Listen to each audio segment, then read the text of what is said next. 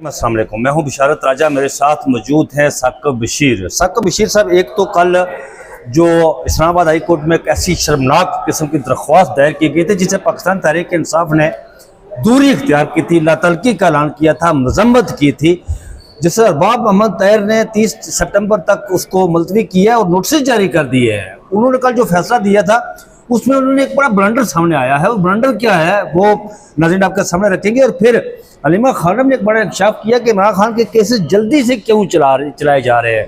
और फिर उन्होंने ये भी कहा कि 27 सितंबर के बाद हालात वैसे नहीं रहेंगे जैसे हालात पहले से थे। इस पर बात करेंगे, आपके सामने रखेंगे। और फिर जस्टिस तारक जंगीरी के हवाले से आपके सामने खबर रखेंगे कि कल जो उन्होंने अर्ली हेयरिंग की दरख्वास्त दी है वो मामला सुप्रीम कोर्ट ऑफ पाकिस्तान में पहुंचा है, लेकिन किस बेंच के सामने वो लगने जा रहा है, क्या वो आईनी बेंच के सामने लगेगा या फिर रेगुलर बेंच के सामने, ये तीन आम खबरें जो आपके सामने रखेंगे। साकिब साहब बताइए कि जस्टिस अरबाब मोहम्मद ताहिर साहब ने कल जो कुछ किया, वैसे तो मैं तो ये समझ रहा था बैसियत एक अदालती रिपोर्टर के ये कि दरख्वास्त जुर्माने के साथ डिसमिसल कर दी जाएगी, मुस्तरद खारिज कर दी जाएगी, लेकिन उन्होंने तो नोटिस जारी कर दिया और फिर मुस्कुराते रहे वो समात के दौरान। ये क्या मामला है सारा? बड़ा राय साहब, बड़ा अनफॉर्चुनेट है कि इस किस्म की जो दरखास्तें आती हैं उस अदालतों की जानिब से खास तौर पर उनको डिस्करेज किया जाना चाहिए। हमने जस्टिस अतर मिनल्ला के दौर में देखा कि जब ये तो बहुत ही शर्मनाक किस्म की पिटीशन है ना, फ्रिवलेस पिटीशंस भी आती थी, मतलब रूटीन में किसी के खिलाफ को कार्रवाई के लिए, तो वो फ्रिवलेस पिटीशनर्स को डिस्करेज किया जाता था। जस्टिस अतर मिनल्ला बहुत सारे ऐसे दरखास्त गुजार, आदि दरखास्त गुजार जिनका कोई लेना देना नहीं होता था, उनको जुर्माने करते थे, उनकी पहली हेयरिंग पे उनकी दरखास्तें खारिज होती थी। और मैं ये समझता हूँ कि ये दरखास्त कोर्ट में अगर जाने से पहले रजिस्ट्रार ऑफिस को उस पर एतराज आयद करना चाहिए था, क्योंकि एक मियां बीवी का प्योरली प्राइवेट मामला है और प्राइवेट मामले को आप इस तरह उछाल कर, मेरा ख्याल में इस तरह उछाल कर आप अपने मुंह पर कालक मल रहे हैं, बजाय इसके कि आप ये कहें कि अगले उससे जलीलो ख्वार होंगे। पूरा सिस्टम अपने मुंह पर कालक मार रहा है। मैं ये समझता हूँ कि आप एक प्योरली मियां बीवी के मामले को आगे लाकर और उसमें ये कहा कि उनको तन्हाई में मिलने की इजाजत दी जाए, और उसमें जब रजिस्ट्रार ऑफिस के साथ ये दरखास्त आती है तो उस दरखास्त में रजिस्ट्रार ऑफिस हमेशा देखता है ये जो बंदा आया है, इस बंदे का इस काम से कोई लेना देना भी है या नहीं है। एक जर्नल नेचर की पिटीशंस आती हैं, ये तो स्पेसिफिकली दो मियां बीवी इमरान खान और बुशरा बीवी के प्राइवेट मामले को लेकर जो है वो पहुंचा है। तो रजिस्ट्रार ऑफिस ने भी ये नहीं देखा कि इसको जनाब जो वो ये मुतासरा फ्री की नहीं है, तो उस पर ऑब्जेक्शन लगता था और बड़ा क्लियर ऑब्जेक्शन लगता था। उन्होंने ऑब्जेक्शन नहीं लगाया, चले रजिस्ट्रार ऑफिस साहब को तो साइड पे कर दें। जज साहब ने ऑब्जेक्शन नहीं लगाया। जस्टिस अरबाब मोहम्मद ताहिर वो जज हैं, इनकी थोड़ी सी हिस्ट्री भी कि इन्होंने टैलियन वाइट केस में तकनीकी बुनियादों पर वो दरखास्तें नाकाबिले समाअत करार दी थी। हमारे देखने वालों को सिर्फ मैं बता दूं, तकनीकी बुनियादों पर इस तरह कि टैलियन वाइट केस में अदालत का ये मौकफ था और अदालती नजीरें, पाकिस्तान की अदालतों की नजीरें मौजूद हैं कि आप किसी भी खातून वो उसकी पोजीशन क्या है उसके हवाले से डिसाइड करने जा रहे हैं, फैसला देने जा रहे हैं, वो जो है वो उसकी पोजीशन क्या थी, उसका स्टेटस क्या था। तो वो ना तो पिटिशनर है और ना ही रिस्पोंडेंट है। जब वो खातून इस कज़िये में है ही नहीं तो ये पिटीशन कैसे काबिल समाअत हो सकती है। तो इसलिए अदालत ने मामले बने हुए थे ना, टैलियन वाइट केस में अदालत ने तकनीकी बुनियादों पर वो दरखास्तें नाकाबिल समाअत करार दी थी। जस्टिस अरबाब मोहम्मद ताहिर ने भी नाकाबिल समाअत करार दी थी। इन पर हमारे जराये ये बताते हैं कि किसी तरह प्रेशर भी था और वो 6 जजेस के खत में वाज़ेह तौर पर हमारे सामने भी आया और उसमें बड़े वाकयात का जिक्र जो है वो आया। जस्टिस अरबाब मोहम्मद ताहिर पर ये प्रेशर था कि वो जस्टिस आमिर फारूक जिन्होंने काबिल समाअत करार दी थी तो उनके साथ एग्री कर जाएं, मतलब 2-1 से फिर फैसला आता। जस्टिस अरबाब अगर जस्टिस आमिर फारूक के साथ मिल जाते और जस्टिस मोहसिन अख्तर कियानी एक रह जाते, तो जस्टिस अरबाब मोहम्मद ताहिर जिन्होंने टैलियन वाइट जैसी उसको नाकाबिल समाअत करा दिया, अब वो बदल चुके हैं, ऐसे हमें नजर आ रहा है। हमने देखा कि अभी रिसेंटली फुल कोर्ट की मीटिंग थी, तो वहां पे भी जो जेन्युइन किस्म के एतराजात उठाए गए थे, उन्होंने अपने उन 5 ब्रदर जजेस के जो खत वाले जजेस थे, जिनमें ये शामिल थे, 6 जजेस थे, ये तो उनके एतराजात को रिजेक्ट किया। ये भी बताते कि full court Islamabad high court में जो हुई थी रूल के हवाले जी rules, practice and procedure rules और मल्टीपल जो ऑब्जेक्शन थे, जैसे मोहसिन अख्तर कियानी, जैसे बाबर सत्तार, सरदार जाज खान, जैसे समर, जैसे जहांगीरी, इन 5 जजेस की जानिब से वो ऑब्जेक्शन उठाए गए थे। लेकिन जस्टिस अरबाब मोहम्मद ताहिर उस मीटिंग में बैठकर, अगरचे वो जाहिर सी बात है राय साहब, मेरा और आपका एक ताल्लुक रहा हो और बड़ा तवील ताल्लुक रहा हो, हम बड़े मामलात मतलब चीजें करते रहे हों, अरेंज करते रहे हों, और यकदम जो है वो मैं मफादात की दुनिया आती है, तो हमने देखा यहाँ 30 साल दोस्ती भी खत्म हो गई, रफाकत भी खत्म हो गई है। लेकिन ये होता है मुझे स्पेसिफिकली मैं उसी तरफ आ रहा हूँ। तो इन्होंने कल ये केस सुना, और केस सुनने के बाद उस केस को पहले तो उससे पूछा, जी आप कौन है? अच्छा, आप फॉलोअर हैं? ओहो, इसका मतलब ये हुआ कि कल मुस्लिम लीग नून की जानिब से एक फॉलोअर साहब मुहिब वतन, वो उठते, वो 2018 में मरियम नवाज साहिबा और कैप्टन टैक्स सफदर, उनका प्राइवेट मामला है जी, क्या कोई और भी हो, कोई पॉलिटिकल पार्टी का, तो कोई भी साहब उसके फॉलोअर बनकर अदालत में आ जाएं और ये कहें कि जी फलां को ये इजाजत दे दें, तो मेरा ये ख्याल है इस किस्म के मामलात को डिस्करेज करना चाहिए। लेकिन जस्टिस अरबाब साहब ने तो नोटिस ही कर दिए, और नोटिस में फिर ब्लंडर ये किया, जो ऑर्डर लिखा उसमें ऑर्डर में इमरान खान को पटिशनर कर दिया, दरख्वास्त गुजार लिख दिया, इमरान खान को दरख्वास्त गुजार लिख दिया। हालांकि वो शायद यकूब मुहिब वतन कोई पाकिस्तानी है, वो अब देखना होगा कि 30 सितंबर को वो आएंगे। नहीं, वो नहीं आते, नहीं, जिस तरह साजिद साहब नहीं आए थे टरियान वाले मामले में साल पूरा जो सहाफी हैं वो साजिद को सर, मैं और आप दिन की रोशनी में लालटेन जलाकर उस बंदे को ढूंढते रहे, बंदा नहीं मिला। अब जो है वो ये शायद याकूब जो है वो मिलेगा। यहाँ पर एक सवाल साकिब साहब उठता है, वो सवाल ये उठता है कि कल तक जो लोग इमरान खान साहब की और बुशरा बेगम की वो निकाह वाले मामले को इद्दत केस से जोड़ रहे थे कि ये निकाह ही नहीं हुआ, ये करे वो करे, ये दरख्वास्त दायर करवा कर उन्होंने उसको निकाह को मान लिया। नहीं, बस वो क्या कहते हैं कि किसी जगह कोई ऐसी जगह भी होती है जहाँ कि कोई उसूल और जवाबित नहीं होते। चले ये वक्त गुजर गया, अब कल का कल देखेंगे, परसों का परसों देखेंगे, तो जो पिछला गुजरा है उन्होंने कहा वो गुजर चुका है, अब कल आज वाला देखें और फिर कल का देखें। तो जस्टिस अरबाब मोहम्मद ताहिर साहब को ये दरख्वास्त एक तो जब वो रिजेक्ट करनी चाहिए थी, मुस्तरद करनी चाहिए थी, और उस पर कास लगानी चाहिए थी कि उसने कैसे एक 2 मियाँ बीवी के एक प्राइवेट मामले को उछालने की कोशिश की है।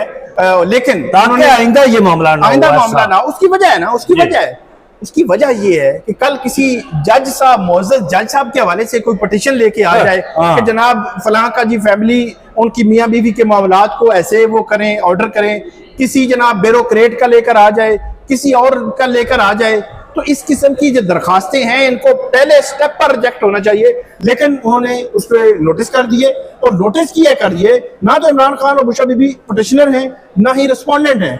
मतलब इमरान खान और बुशरा बीबी के प्राइवेट मामले को डिसाइड होना है, और चीफ कमिश्नर साहब आ जाए, जनाब वजारत दाखिला आ जाए, जी अडयाला जेल वाले आ जाए। मामला कुछ और होता है, मामला ये होता है कि यहाँ की अगर फर्ज करे एक लम्हे के लिए कि यहाँ पर अगर किसी ताकतवर शख्सियत के हवाले से दरख्वास्त ऐसी होती तो जस्टिस अरबाब मोहम्मद ताहिर उसी वक्त रिजेक्ट करते, लेकिन ये चूंकि दरख्वास्त इमरान खान साहब की थी। आगे बढ़ते हैं, कैसी बात करते हैं, वो दरख्वास्त गुजार ही हो सकता है, मतलब दरख्वास्त पहुंच ही ना पाती, दरख्वास्त वहां पहुंच ही ना पाती। अच्छा, आगे बढ़ते हैं साकिब साहब, ये जो इमरान खान साहब के केस तेजी से मंतक के इंजाम की तरफ बढ़ रहे हैं, अलीमा खानम ने इंकशाफ किया कि उन्होंने कहा कि तेजी से इसलिए मंतकी में इंजाम की तरफ इमरान खान को जेल में रखना मकसूद है, लेकिन उन्होंने साथ ये कहा 27 सितंबर को जो जलसा हो रहा है उसके बाद हालात बदल जाएंगे। अब क्या समझते हैं?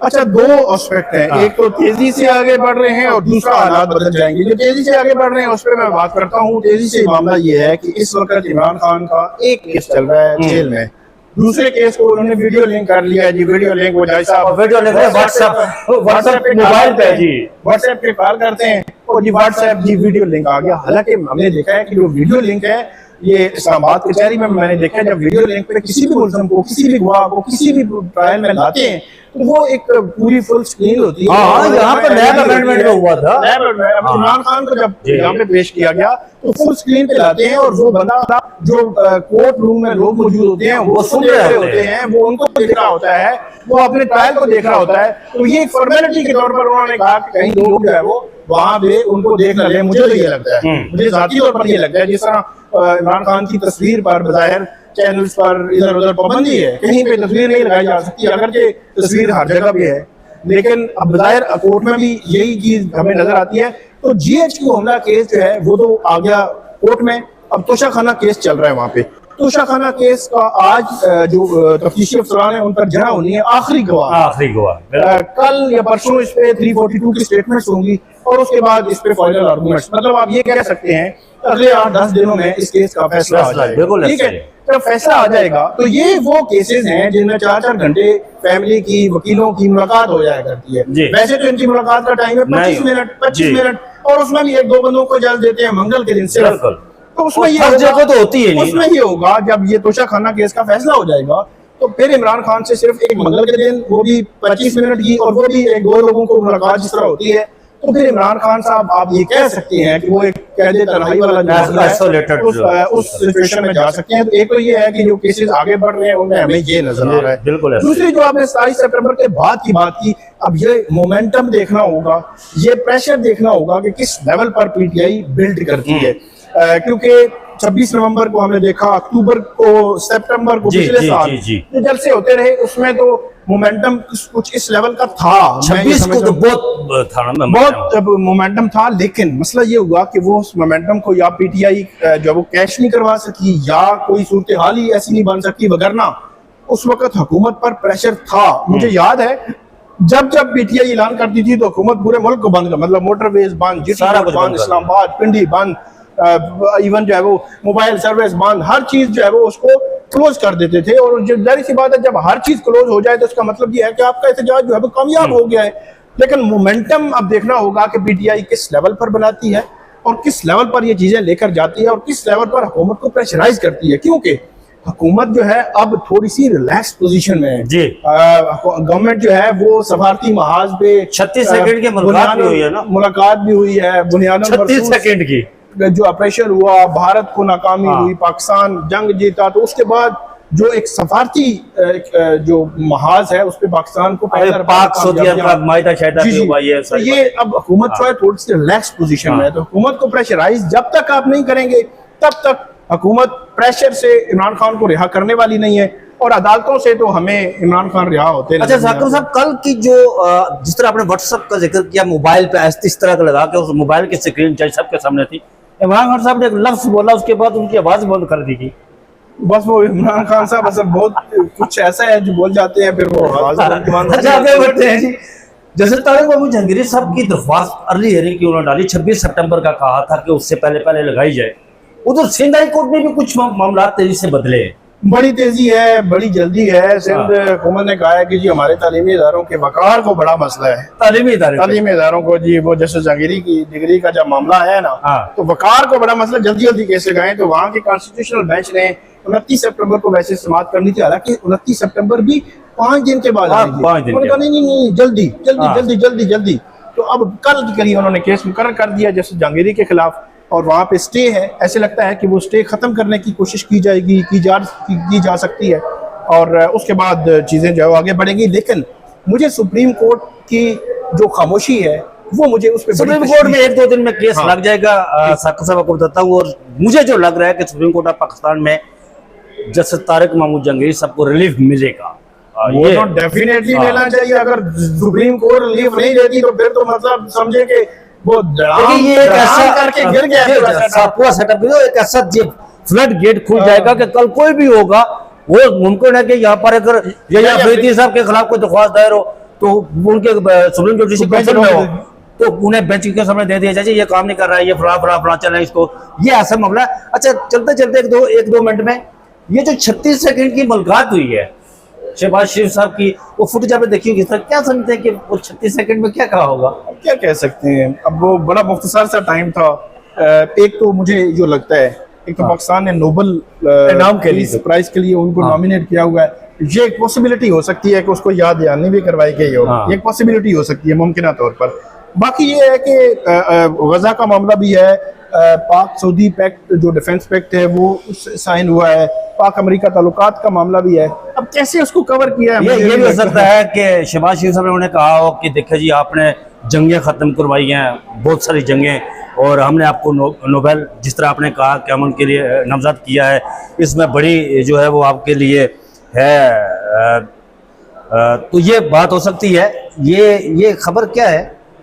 नवाब अकबर भुट्टी के खिलाफ इलेक्शन लड़ना इतना ही मुश्किल काम था जितना मुश्किल आज कल मतीउल्लाह जान के लिए सहाफत करना जो है वो मुश्किल है। ये कहा है बलूचिस्तान के जो वज़ीर आला हैं सरफराज भुट्टी, उन्होंने सुप्रीम कोर्ट बार एसोसिएशन की तकरीब से खिताब किया है और एक जुमले में मेरे ख्याल में पूरा सिनेरियो समो दिया और आप कह सकते हैं कि समुद्र को कोसे में, वो लोग कहते हैं दरिया ने समुद्र को कोसे में बंद कर दिया। तो नाज़रीन ये थी अपडेट जो साकिब बशीर साहब और मैंने आपके सामने रखी है। मुझे और साकिब साहब को इजाजत दीजिए, अपना बहुत सारा ख्याल रखिएगा।